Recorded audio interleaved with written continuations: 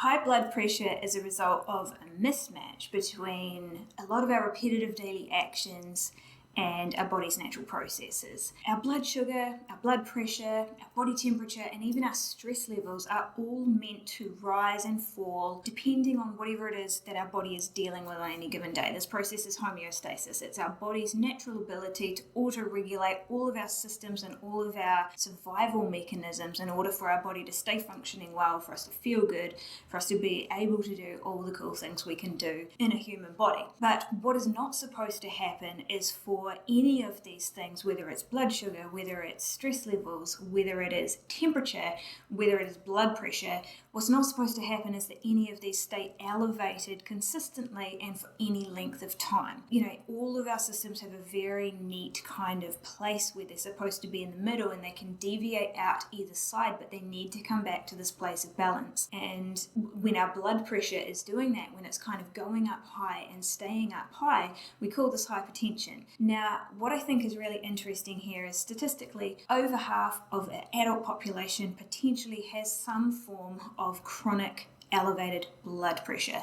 And this could be significant. It could be something that you've been to the doctor about, you're on medication for. In fact, the bulk of doctor's visits are about blood pressure when it comes to cardiovascular risk and all that.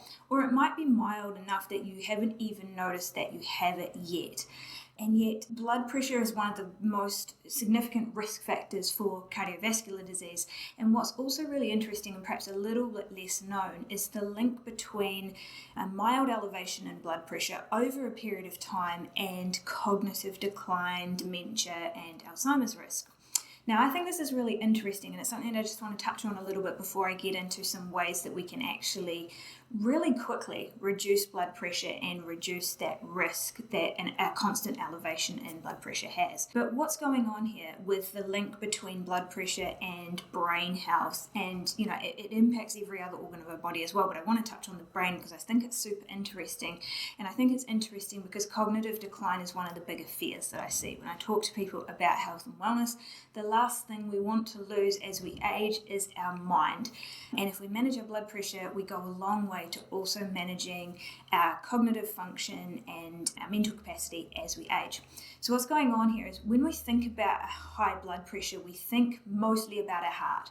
We think about the fact that if our blood pressure is high, our heart is having to work harder, and that's what puts strain on our cardiovascular system, hence heart attacks being an outcome of chronically elevated blood pressure. And this is true. Our heart does have to work harder when our blood pressure is elevated.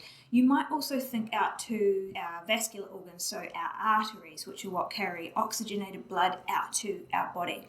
There's also a stress on these. They need to be able to dilate, they need to be able to constrict to allow blood to move through the arteries and out to our tissue. These are pretty strong little muscle-lined vessels, and they do get impacted by elevated blood pressure for sure, but where the real impact happens and why it happens at such a low level is actually out at the level of the capillaries. So the capillaries are the tiny, tiny little blood vessels that are embedded into all of our tissues, whether it's out at your feet, whether it's out at your hands, into your muscles, into your brain.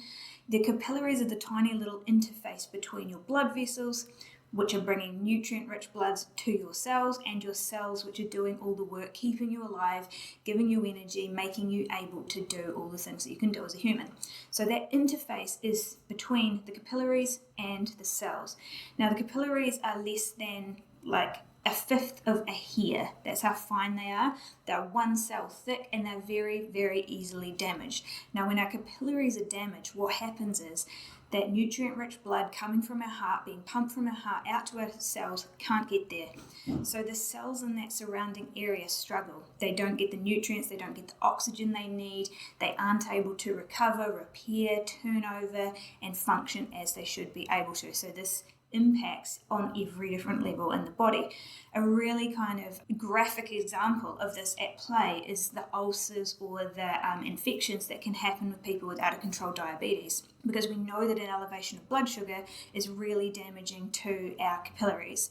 And what happens is, because it damages the capillaries so much, the tissue suffers, an infection gets in there, and it can't ever clear, and it can create ulcers and all sorts of issues. The same thing actually happens in our brain, not the ulcers, but the damage to the capillaries, which are bringing nutrients to our brain to function well. Our brain is incredibly nutrient hungry. It needs a constant supply of blood and oxygen and nutrients to be able to function well. And if our blood pressure, which is what we're talking about, right, is mildly elevated all the time, there's this constant pressure on the little capillaries that are bringing nutrients to our brain in order for it to be able to function. There can be damage that occurs over time, which means our brain suffers from a lack of oxygen in areas, a lack of nutrient supply, and it can lead to mild cognitive decline, dementia, and Alzheimer's over time. And the link between these is seen in the literature, but what I think is a little bit concerning is that, what we know is that cognitive decline goes on very slowly for a long time before it's really discovered. And this could be because that blood pressure is just mildly elevating for a long time before it's really discovered. So I want to talk about some things we can do to really manage blood pressure through the habits that we're doing day to day, right? I said that blood pressure comes from a mismatch between the actions we're taking on a day-to-day basis, our repetitive daily actions, and our body's natural processes. Our blood pressure is meant to rise and fall. What it's not meant to do is stay elevated for any significant length of time. And why I love working with people to help them get their blood pressure down is it responds really quickly. Our blood pressure is probably one of the metrics that really shows the effort that we're putting in faster than anything else. Maybe weight loss might occur a little bit earlier, potentially for some people, but for some, a drop in their blood pressure is the easiest measurable metric that they can see that work they're doing is actually having an impact. And this is really exciting. It's really motivating to see, and it's quite empowering for someone to know that they can take this thing, which is, a concern for a lot of people, and really have a big impact on it by what they're doing day to day. But the other reason I really like working with clients to help bring their blood pressure down is it quite literally buys you time. Money can't buy you time, but getting your blood pressure under control actually truly can. So I want to get into 4 things that you can do to really make a difference to your blood pressure right now.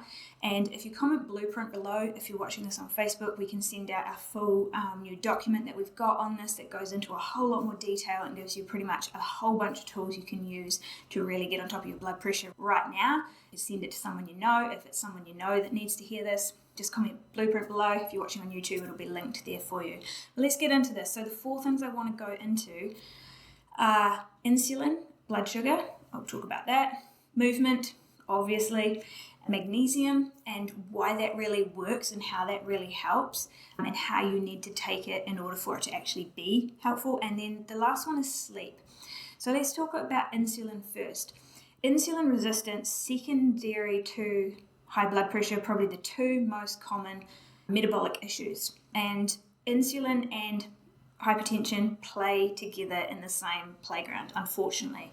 And, there's a lot of backwards and forwardsing in the scientific space to be like, well, which one came first? It's very likely they just feed each other. One might start first because that's a genetic weakness for one person. One might start first for another person. They play together. That's the point. And if you manage one, it really, really helps managing the other. Kind of like 2 little kids that are winding each other up. Insulin resistance and hypertension do a very, very similar thing.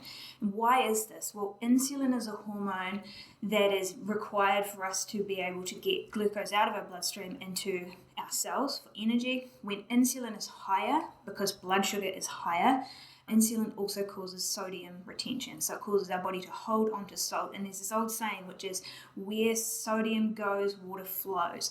When you have a retained level of sodium in your body, you have a whole lot more fluid retained in your body, and this increases the actual volume of your blood, which, don't get me wrong, can actually be a good thing, but it's not necessarily a great thing if you've got a problem with high blood pressure. So elevated insulin, which actually has its own impact on blood pressure and dilation of your blood vessels, also causes sodium retention, which can also elevate your blood pressure. So they really, really play together there. Elevated insulin also has a little bit of an impact on inflammatory processes, and if you are insulin resistant, then you absolutely have some sort of level of chronic inflammation going on in your body. And when you have elevated inflammation, you have an elevated stress response. When you have an elevated stress response, you have elevated blood pressure. So there's a whole lot of different ways that managing your blood sugar and by default managing your insulin levels can help to drop your blood pressure really, really quickly. And I would say this is the thing that I see people have a response with the fastest. When you start looking at getting a good amount of protein into your diet and a good amount of fiber into your diet, really managing your carbohydrate levels so that your blood sugar is not constantly going up and down, we can see a really big, really fast result with getting your blood pressure down as well. The second one is movement. This is going to be a little bit obvious. You're probably going to be like, yeah, I know, we all need to move more. There's a kind of a few different ways we can go with this one. I think any movement is better than no movement. If you aren't moving consistently, the first thing is track your steps. Make sure you're getting around about 8,000 or up to 10,000 steps a day. That's your first priority. Beyond that, we want to look at some strength training, which really encourages improved kind of like blood flow to tissue and all of those sorts of things, and has been shown in research to help drop blood pressure down. And then the next one would be some zone 2 training, which is kind of that lower level cardiorespiratory training, which really helps to improve the elasticity of your blood vessels and the flow of blood out into those capillaries and the transfer of nutrients to your cells. So movement's absolutely important, and it's not enough to just pick one of these things. I think this is the thing when it comes to any chronic condition, and why I said, it's a mismatch between our repetitive daily actions. It's not a mismatch of one thing. It's all of the different things playing together. So really looking at our insulin and sugar and then tying that together with our movement as well is going to have the biggest effect and biggest impact on what's going on with our blood pressure. Magnesium is one that I talked about here, and I think, if we look into the research, the magnesium research on blood pressure is sort of a little bit mixed, and if you dive really deep into it, you realize it's because the methodologies are very mixed. The forms of magnesium, the dose of magnesium, the different people that they tried it on, it's also mixed. There's no conclusive kind of answer that they've come to, except that magnesium has no negative effect, and for a lot of people in a lot of cases it has a positive effect on reducing blood pressure. And I think this makes a ton of sense to me because magnesium helps our body use glucose better. So there's one. Magnesium actually helps to reduce insulin resistance. So there's another component. Magnesium is also a muscle relaxant, and all of our blood vessels and whatnot are muscles. Magnesium also has a mild blocking effect on calcium. Now, what are the medications that are given for high blood pressure? They are calcium channel blockers. Calcium channel blockers reduce kind of like the calcium in your blood vessels, and they allow your blood vessels to dilate more. So magnesium, being a mineral, competes for absorption, competes for binding sites in your body. Getting a bit technical there, but it actually can have its own little blocking effect on calcium, which is a real positive effect for blood pressure as well. The key with magnesium is it is about dose and it is about form. So dosing wise, in the research are sort of saying around 500 to 1,000 milligrams. It is a dose dependent response, so theoretically the more you take, the better benefit you get. I would suggest starting around the 300, working out to about 500 or 600 grams a day, and you really want to look at your form. We're looking at magnesium glycinate would be my preferred magnesium form. Check your product if you've got one, because a lot of the time the cheaper magnesiums are not magnesium glycinate. They're the more poorly absorbed magnesium oxide or similar to that. So magnesium, again, it's not a magic pill. It's an add-in therapy to all the other basics, because it can't do everything that needs to happen to get your blood pressure down, but it is a significant part of the puzzle that allows blood pressure to regulate better on a day-to-day basis. And the last one is sleep. Sleep's a super interesting one when it comes to blood pressure. There's this phenomenon that occurs when you fall asleep. It's called nocturnal dipping. And what happens is when you fall into your deeper layers of sleep, which is kind of driven by your circadian rhythm and being able to get into those good layers of sleep, your blood pressure actually drops by around about 10%. And this is just in response to the fact, I guess, that your body is calmer, that you're still, all of those things. But there's a real protective mechanism of this nocturnal dipping.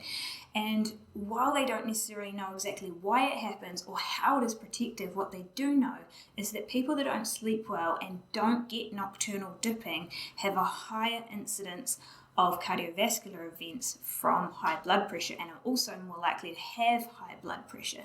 So it's very likely that this nocturnal dipping that occurs when you get into those deeper layers of sleep is building up your resilience to be able to tolerate elevations and fluctuations in your blood pressure throughout the day, which, like I said at the start, is supposed to happen.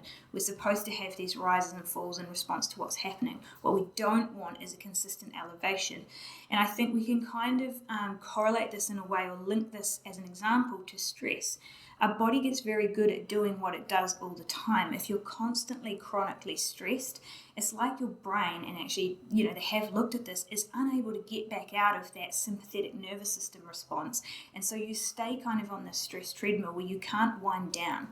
And I think probably with the blood pressure, it's a really good example of the same thing happening, that when our blood pressure gets up, it's like our body just doesn't regulate back down as well. And that nocturnal dipping, which is a natural bringing down of our blood pressure, is a really important part of our body being able to have that little rest, have that break, have that time to recover, and be able to kind of keep that flexibility there on our blood vessels and on our heart and all that sort of stuff. So it's really, really important, if you have elevated blood pressure, that we're looking at the quality of your sleep as part of this puzzle. And these are kind of the things that I would look at first for anyone, is making sure we're getting your blood sugar stable and your insulin levels down, making sure we're getting some consistent movement that's actually putting your heart through its paces and allowing it to kind of pump and move blood around and adapt to your situation. Getting on a good magnesium supplement in conjunction with all the other things, and then looking at sleep and actually working out, if you're not sleeping well, why, and what do we need to do to get to a place where you're sleeping really well, and not just sleeping long, but sleeping deeply as well, because it's into those kind of deeper layers of deep sleep and REM sleep where that nocturnal dipping starts to occur. So if you're just getting a lot of hours of sleep but the quality is poor and you're waking up tired, then we really need to look at improving that quality of sleep as well. So those are the 4 things that I think, if I was talking to a brand new client about blood pressure, those are the 4 things that I would start to look at first. Those are the things that I've seen make the biggest difference for people. And like I said, it can make a really big difference really quite quickly. So comment Blueprint if you want that document that's got some further details on that, and we can get that out to you. And I hope this has been helpful and useful. I'll let you get on with your day. Have a good one. Bye.